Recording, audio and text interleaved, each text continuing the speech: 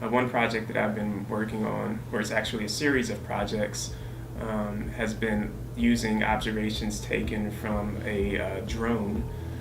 So through different projects funded by NASA and NOAA, we've been able to send the Northrop Grumman Global Hawk into different storms in both the eastern Pacific Ocean and the Atlantic Ocean.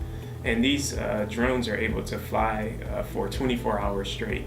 And on these drones, we have different instruments, including the what we call the dropsondes that gather temperature, pressure, and humidity and wind data. And also on these drones, we can have radars. And so these radars will give us a sense of the precipitation and the wind field. So one thing that I've been doing, one of my projects has been looking at all of these observations from that are pretty continuous in time, so that we can better understand or reconstruct the storms and better understand what is actually going on, when, especially for storms that are far away from the coast.